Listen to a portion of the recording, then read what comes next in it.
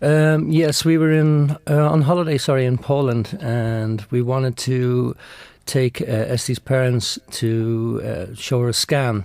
And at that point, the doctor had, basically said, sorry, there's a problem here with one of the babies. Some sort of syndromic abnormality was showing up. So by that point, we had to do drop the holiday, have a full amniocentesis, DNA testing. So we went between hospital, clinics, labs, and then eventually after about, I'd say, 6 to 8 weeks, we got the results back that all chromosomes were correct. And by that stage, there's lots of worry that goes through your head. What do you do? Do you abort one baby to save the other and stuff like that? But I mean, that was just at that point, it started. There was a lot of stress, How long into the pregnancy was it when that doctor told you, look, I don't think everything's all right here? 11 weeks. So you were just at the point at which you were telling people? Yes. What did they tell you that Elie had? Because you would have had some time to prepare for this, given that you knew something. You didn't know it all, but you knew something. No, it's basically what shows up on the baby's neck was ET fluid, is what they call it. That would normally give a sign that there's something wrong. And then you have to go, like the 3 chromosomes, it's Edwards-Partrix are the 2 you die from. Then there's Downs, obviously, which you'd survive. So once we had to get them eliminated, we knew where we stood. Basically, we got back to Dublin. We saw Professor Malone, and we laid it out on the table. And then basically every 2 weeks after that, they followed up with scans until he pretty much guessed what was wrong, which was to do with esophageal atresia, which basically meant that her esophagus didn't join up to her stomach, and there was a 7.5 centimetre gap. Okay, that's a big gap in a small baby. Yeah. I mean, the morning after, the surgeon was talking to me and saying, well, I'm no doubt 85% of cases of TOF, is what it's called, will be just like a millimetre gap. But I doubt it should be in the 15%, which was what she turned out to be. Yeah. Just before we go to the birth and the birth of Elie and Emmy, you mentioned there that the torment that you were going through as parents, that would you have had to have a termination of one of the twins for the other to survive? That must have been a horrific experience for you both. Well, it was, because it was these things go through your mind. You can't dismiss them. It was like, well, what if we're left with what is, so we played everything day by day, very cautiously, up until the point where we knew.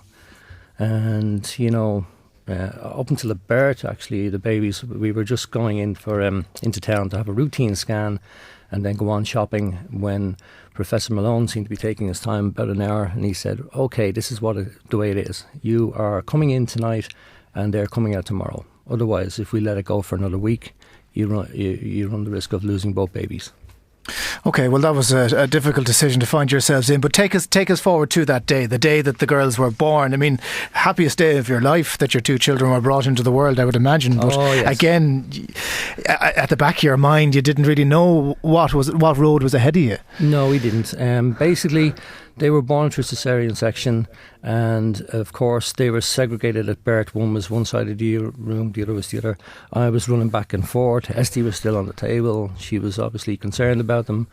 And basically Elie was taken to ICU, basically up within the building, and then later that day discharged to Crumlin Hospital, where she spent the next 9 months. So they were segregated between those few days, and then obviously, I should say, the unsung hero in this is Estie's mom. She came 3 weeks before the birth, and that was in 2010, and she's been beside Emma's side ever since. And without her, we could never do this.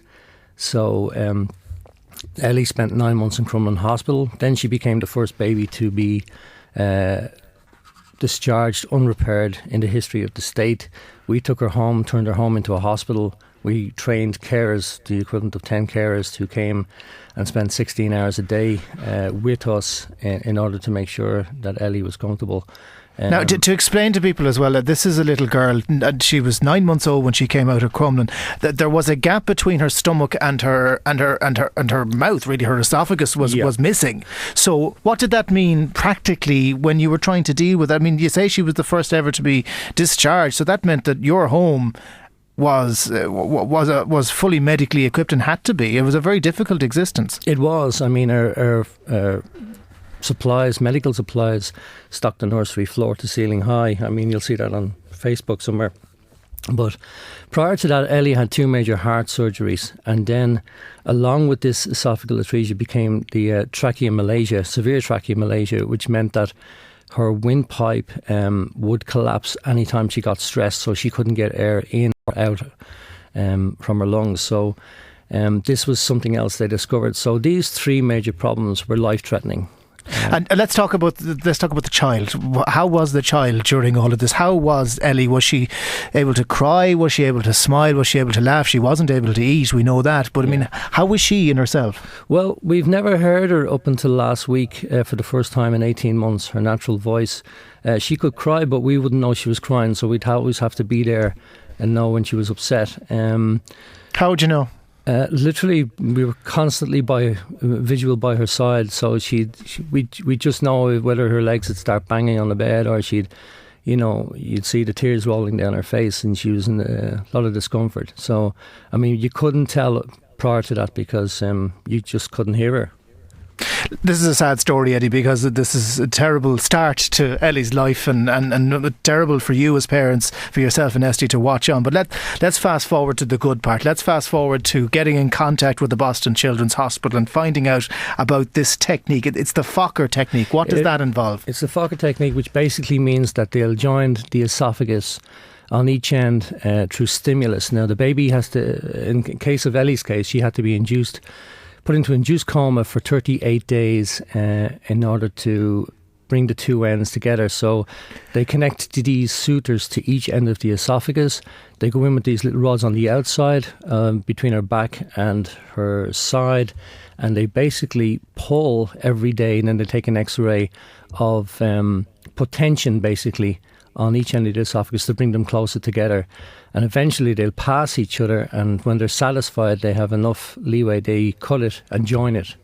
And then she has to be dilated about, I think she had to be dilated about 10 times at that part is joined in order to get it to normal for what you and I have, which is something like 10 millimetres. It's an awful lot of work for an awful small distance, isn't it? It is, but it's a great success story now because last week, I should say, as I said, we got to hear Elie for the first time, and what's not supposed to happen for the next year is she ate her first meal. And what was that? It was a vanilla pudding.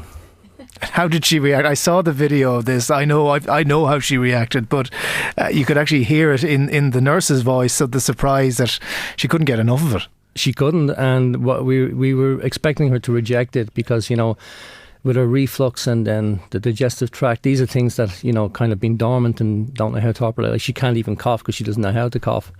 So, little things like that. And of course, she saw the spoon coming back for more, and she opened up her mouth, and we were like, oh my God, this is amazing. What was it like to hear her cry? I mean, nobody wants to hear their children cry, but what was it like for you and your wife? It was fantastic. Even though it was such a, for a sad thing, it was a big joy to us because we could now hear. We had for a long time thought that we may not hear her voice because when they put her in a coma, they weren't sure if the paralytics had closed her voice box because we didn't see it open. So they had to do a bronchoscopy. We put a camera in and see it. And the day I was leaving from Boston, before they took her down for a surgery, they put a camera back in, and of course, sure enough, it opened up, and we knew then that we were going to hear her voice box would be fine. But it was a worry for about a month and a half. We were thinking, oh God, she's not going to be able to speak now. What happens next? When does she leave the Children's Hospital in Boston? She leaves on the 24th. So I think she's formally been discharged on the 23rd. Baby Sergio was flying out from Crumlin on the 23rd, and then we're basically coming back on the 24th. And baby Sergio has practically the same ailments as Elie has. This is another child with the same condition. It is, which is extremely rare, and especially to have one baby about 6 months behind us. Well, they've seen the ground that you've done and that you've been able to go to in Boston. Look, what's the long-term prognosis here? I mean, are you going to see your two little girls? They're 18 months now, so in another year's time, are you going to see them running around after each other like you would expect every little girl of that age to do? Yes, I think the prognosis here, what Dr. Fokker and Dr. Jennings do, is they give you a 70-year window. That's practically a normal lifetime, because without this, if Elie had a gastric pull-up and all these things, a colon graft, they all have long-term complications. So at the end of the day, this was going to cost the state a lot more money. So this is a one-off, paid for, and gives her a complete normal life. Yeah, that's a remarkable turnaround from the situation that was facing you at 11 weeks when you had that first scan. When was the last time you saw Elie? Because you're in Dublin now. When was the last time you saw your little girl? I saw her around, I think it was about the 15th of January. So at that stage she was probably still a little groggy after the coma. Oh, she was out of the coma, but she was no way fully aware that, you know, she was all over the place basically. So my last seeing her was 28th of November. I've been boarding the plane and she was ecstatic to see me, and it was very heart-wrenching for me because I was going to have to say goodbye. But now, after all this, I'm flying out on Friday and we're coming home on the Gulfstream, the government jet, on the Tuesday. Oh, thank God, we're getting a good use for the government jet at long last, are we? We are indeed. They've been supportive from the beginning. I have to say Air Corps have been fantastic from day one, taking us out there. And obviously they're bringing us home. So what'll it mean? What'll it mean to be on the tarmac for yourself and for Esty, to be bringing little Elie on board the plane and to finally be bringing her home? Well, to finally start out having a normal life without having to be a vigil 24/7. I mean, we got a taste of what normal life is. If you put Emmy to bed, she sleeps around the clock. You know, you get up, you feed her. You don't have to do much maintenance. But with Elie, it was constantly, she needs somebody there. So, you know, initially when I'd finish work, I'd go straight to the hospital, go till 7 o'clock in the morning. Esty come in, she'd take over, come back, and we repeat the whole thing. Well, look, those days are behind you. It is a remarkable story, and a testament to medical science and parents' faith in their children, no matter how young they are. Eddie, it's been a pleasure talking to you, and the best of luck to Esty and to Elie and to Emmy in the future. Thank you, Jonathan. And if people want to visit eliemadden.com, they'll get our story there. And you'll see that wonderful video where she tasted food for the first time. Eddie, God bless. Thanks for talking to us. Thank you. Bye-bye.